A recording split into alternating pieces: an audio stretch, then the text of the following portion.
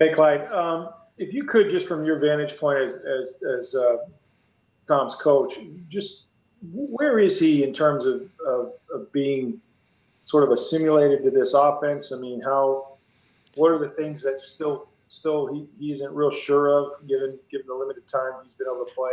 Yeah, I think it's clearly still a work in progress. I've said before that, you know, at times it looks like, he's a guy running somebody else's offense.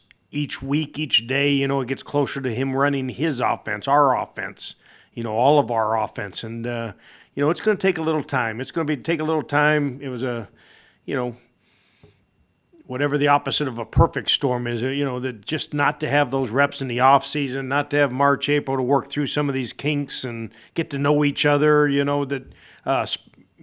wish that if this was a second preseason game and you're working through those things, but it's not. We're in the season, and we just got accelerated, and it's happening. But it's happening slowly, and it's not a done process yet. It's certainly not done yet. Is there any one area more than others? Is it getting in sync with his receivers? Is it checks at the line of scrimmage? Is there anything that Yeah, that's I think it's just comfort. A lot of things.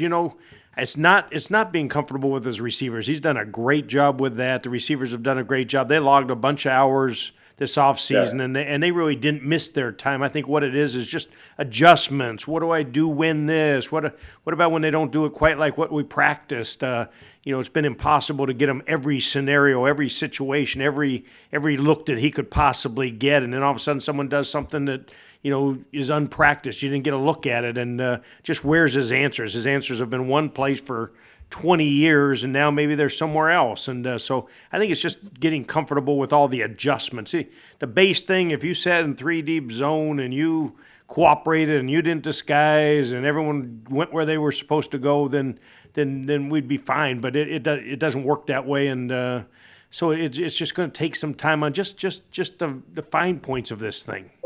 The hots, where's your hot? Where's your check down going to be? Where's, all those different things. Thanks.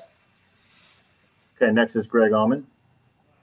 Hey, Clyde, looking back at Sunday's game with Carolina there, obviously an offense changes when you have a big lead like you guys had at the half. But what were the differences you saw between Brady throwing for 197 or whatever it was in the first half and then struggling to move the ball with consistency in the second half? Yeah, I think, the number one thing I see is that all of a sudden we turn it over with we get the great turnover. The defense gets the turnover. We got a chance to put them away. We turn it over. So right there, we give up a possession. Then they start moving the ball. So time of possession goes down. Now you tighten up a little bit, protecting the lead. And I think it was more just kind of self-inflicted, and it started with that interception we threw, on the first drive of the third quarter, that all of a sudden now that you get the ball back in the third quarter is almost over. So I think it was a number of snaps. It was, kind of the situation, and then making sure that we, were careful with that lead, that we had a couple score lead, and making sure that we were clean with it,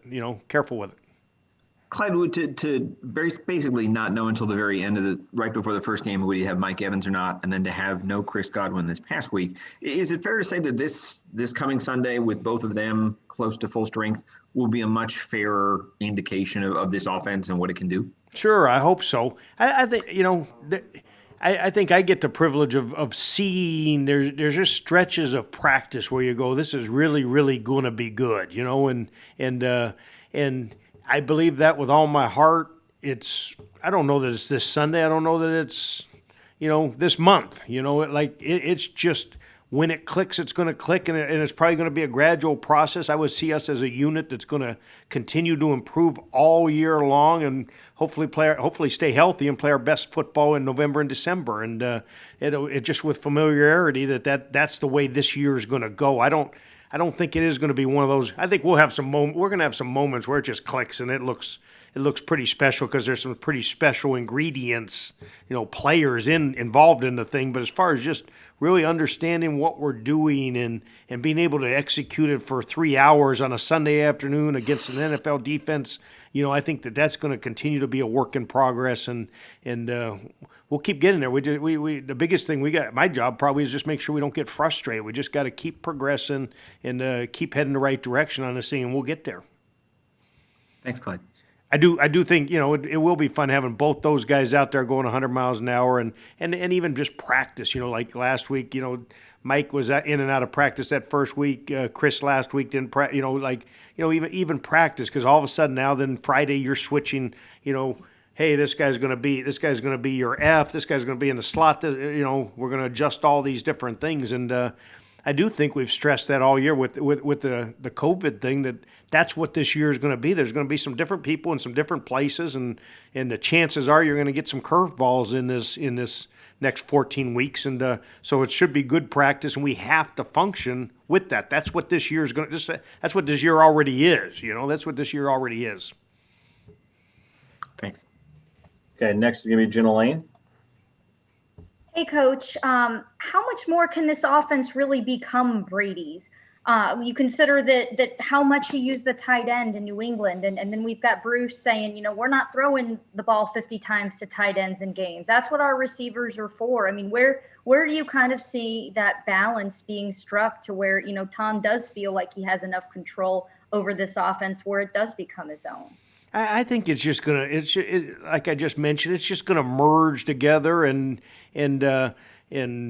we're going to move toward what he's comfortable with. He's going to move toward what this system is, and it's going to meet somewhere, and that's just going to happen. The tight end thing will take care of itself, and I think it's going to be one of those years where there's going to be days that they're going to try and take those two wideouts away, and those tight ends are going to have gigantic days. There's you got two elite wideouts outside, and then Scotty and Watt are playing really, really well, in their roles, and fast guys. So I do think, we've always started with the wideouts, but there's going to be some huge days for those tight ends, and especially as people have to take away, especially when we have both wide receivers on the field where you have to take those guys away and commit people to them, then there's going to be some great one-on-one matchups inside. I do think, for Gronk just knocking the rust off, I mean, there's going to be same thing. I just see this thing as, that the finished product's a ways away, and it's not your usual year. It's not guys who have been here, and you get the whole off season, and you get 4 preseason games, and man, come opening day, you're humming. That's not the case this year. So it's going to take some patience on everyone's part, and we'll get there. We'll get there, but it's not easy stuff. You've described how Brady, when you were on the other side of things, when you were coaching in Indy, that he would look really angry on game day, and you were kind of intimidated to go up to him and say hi to him because he always looked so mad. And now you're seeing that same intensity, but he's on your sideline. What's that whole dynamic and that experience been like for you? Yeah, no, I always tease him that, we played him so many times, and I'd stand on that sideline. He'd do his little lap when he's loosening up, and I'd always go, I think I'm going to say hello and just meet him this year, which is kind of common. And I'd always look, and he always looked so angry that I always never say anything. So I had never met him until he came here to Tampa. Never met him at all, and so I do tease him about that. Ends up he's an awful nice guy, and wished I had. I'm glad I did get to meet him when I did get to meet him. But I do love to tease him about that. As far as his intensity, you've seen it on the other side.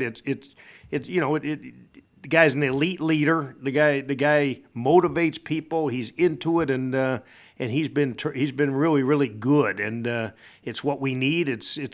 He's done a great job with it. And you watched it from the other side, and you just knew that to beat him, you were going to have to kill him. That he was going to will the thing into being, and that's what those great ones do. That their will is so strong that they're going to bring everyone along with them, and to beat them, you really have to get after them, and that they're going to fight till the very end, and that's him, and he has a great vantage point that he's seen it done well. He's played football at a high level. He knows what it looks like, and I think that's the call for all of us, that we have to play at a higher, more consistent level, and he has to lead the way, and he hasn't played at that level yet either. So we have to play at that level at the quarterback position, and then we've stressed all along this year that the quarterback room has to lead this thing, and we got to get this thing playing at a high level if we're going to get where we want to get. Thanks so much, Coach. Yes, ma'am. All right, next is James Palmer.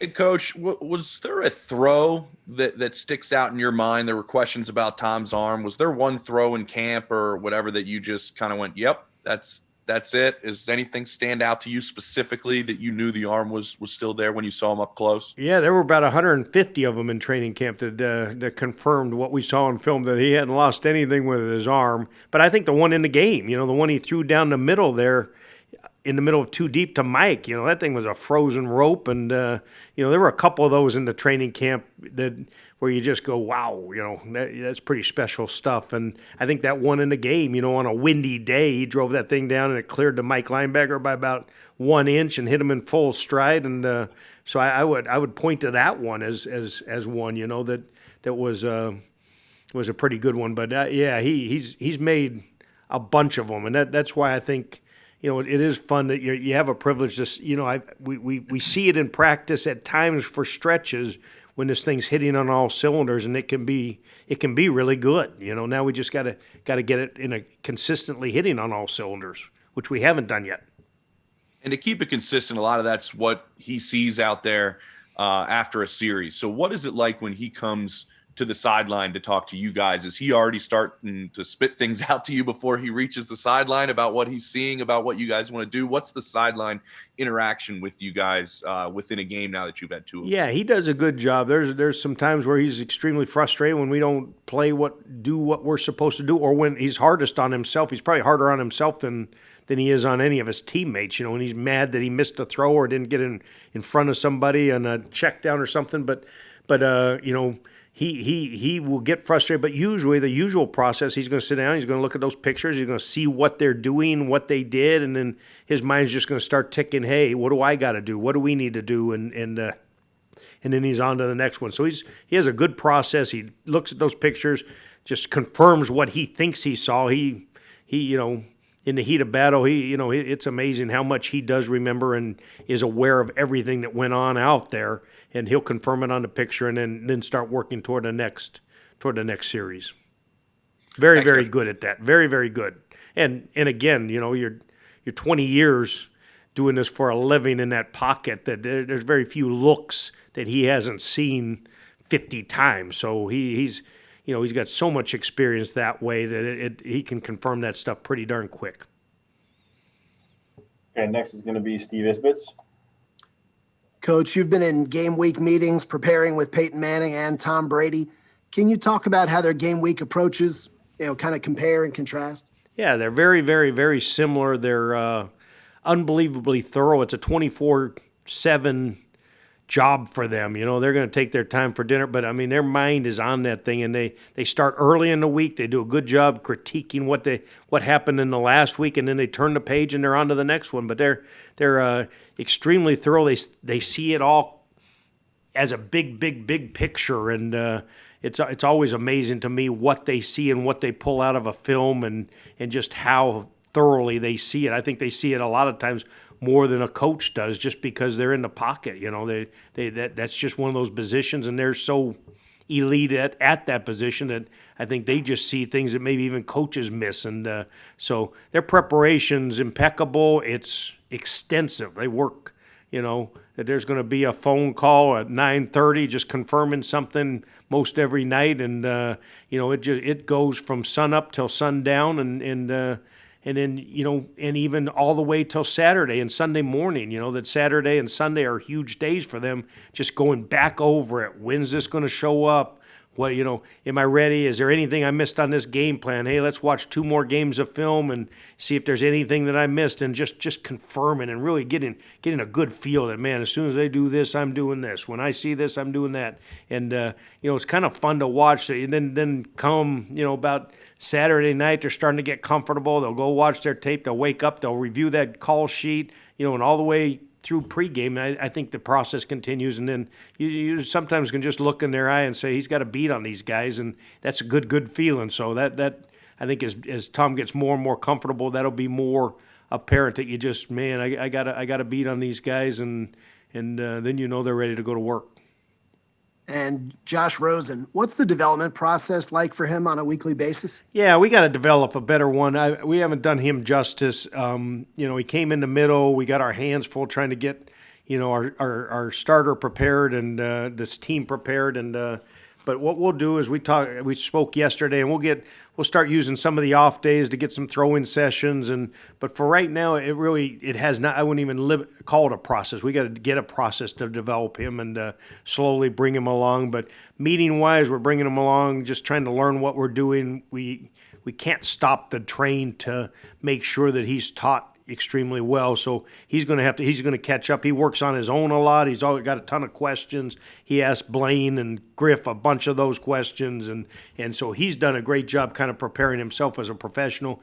And then we got to I'll do a little bit of better job as the quarterback coach, just trying to find some time in the week where we can get him out there and get him a few, we just can't get him any reps. There's no reps to be had. And so it's just going to be, we're going to have to use some of the off day and some of the weekends, some of the times where he is fresh and we can, everyone else is kind of slowing down on the week, and we may have to stay out there on some Fridays and stuff and get some work done.